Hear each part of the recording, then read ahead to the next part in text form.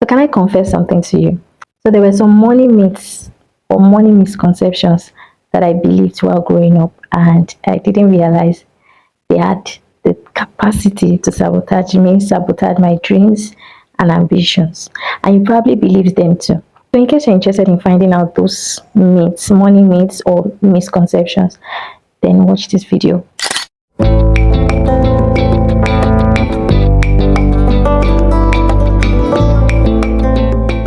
Hello everyone, you're welcome back again to my YouTube channel. If this is your first time coming across my video, you're welcome. My name is Oluwabumi Grace, and on this space I talk about everything faith, purpose, relationships, lifestyle. Every awesome content that gets to inspire you and ensure that you live God's ultimate purpose for your life. So if that sounds like something that interests you or resonates with you, please give this video a thumbs up, subscribe and join the family, and share this video with someone near you.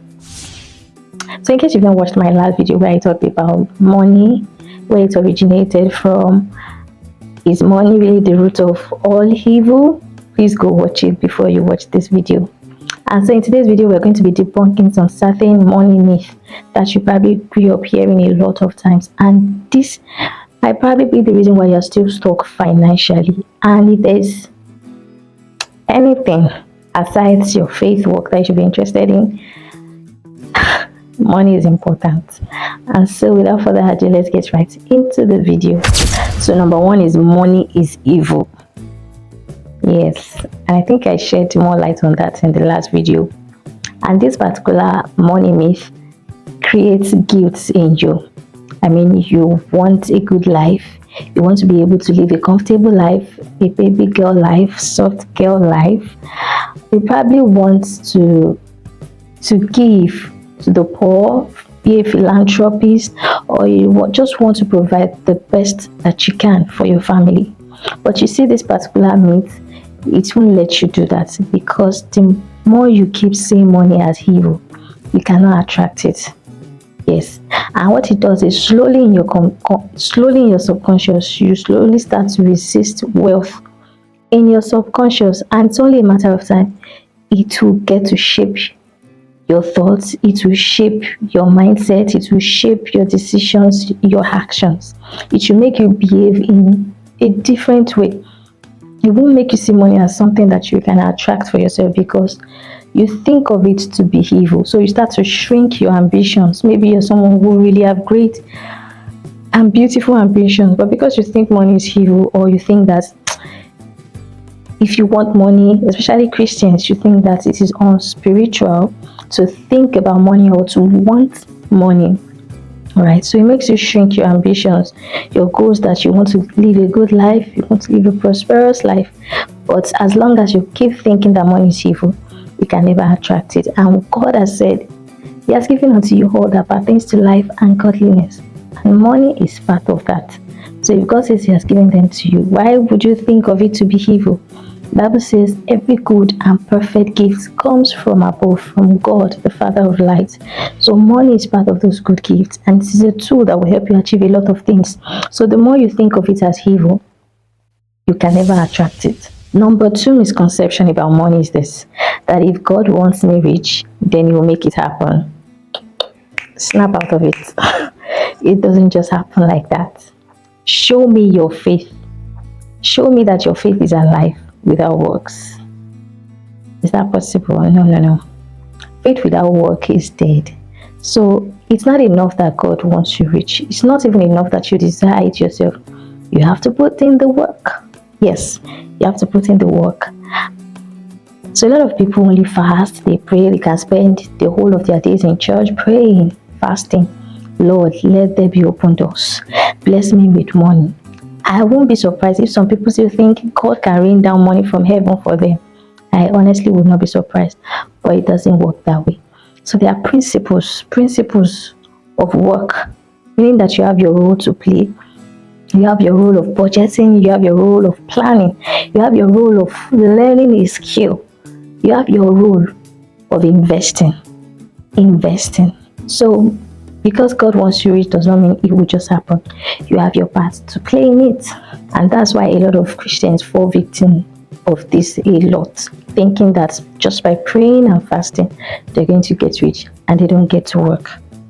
You're going to die poor. Number 3, rich people are wicked. If you think that rich people are wicked, you can never think that you can become rich.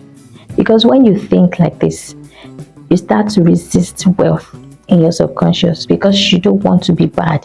You don't want to see yourself as a wicked person, or you don't want to be perceived as wicked or evil.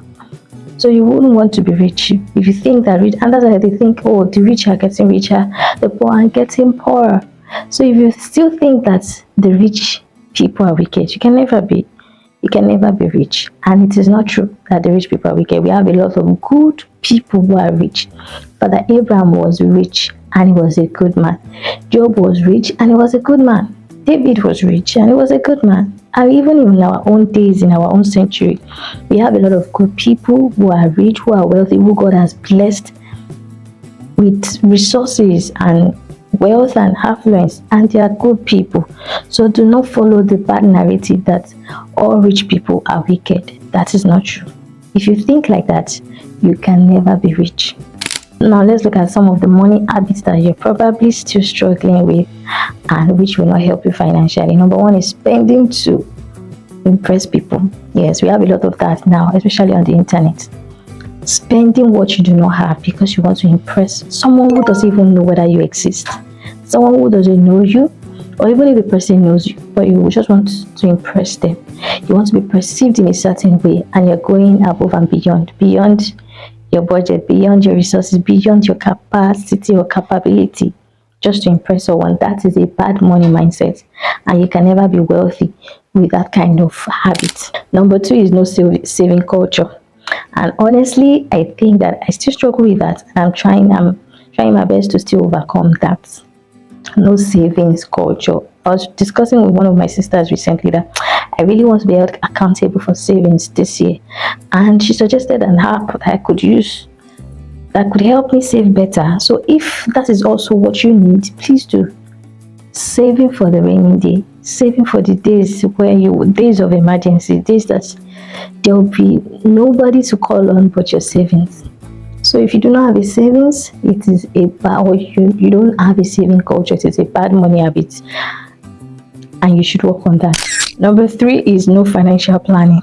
You just spend money as it comes. You don't have a plan. You don't have a plan that this is what I want to spend my money with this month. Whether you work or you're a business owner, this is what I want to spend my money on. You don't have a financial plan. You just spend money as it comes. That's not how rich people behave. So you really need to have a financial plan if you're going to be wealthy or rich. Also, emotional spending when stressed. I don't think I've really experienced this personally, but I hear people say they spend more when they are stressed. Some people can order food and eat because they are stressed. So I think that there's a way to work around this. If you're stressed, or you've noticed that you tend to spend more when you're emotionally stressed, then it means that you need to find a way to ease yourself of those stress. What stresses you, ease yourself of them, so that you don't end up spending what eventually, when the stress is off and you start to think, oh, I didn't need this, why did I buy this, right? So whatever stresses you, be intentional about working on those things and avoiding them, so that you don't get to spend recklessly. Another bad money habit is not upskilling or upgrading your skill. A lot of people are still working with the skill of the old when there is evolution. Like the skill that you learned 5 years ago has been, how do I put it now? It has been refurnished, it has been upgraded, but you're still using that old knowledge. You're still using that old skill that is outdated, when you're supposed to upskill, when you're supposed to learn more skill to upgrade or to update your knowledge. So the world is constantly changing, the world is constantly evolving, and that's why there is need for you to constantly upgrade your skill, upgrade your learning experience, or your knowledge, your skill, because you can never work in the new with the old knowledge. It doesn't work that way. So if you need to upgrade, please do. Now the last one for this video will be you living for now and not later, and that talks about delayed gratification. And this is one of the things that getting married to my husband has taught me, because someone like me or the old me, I feel like, well, the future is there, or the future will take care of itself, but live the life now. So, but I think since I got married to someone who thinks more about the future than in the present now. There are even sometimes that I have to tell him, babe, let's enjoy life small, right? So yes, we know that we're planning for the future, but let's enjoy this life small.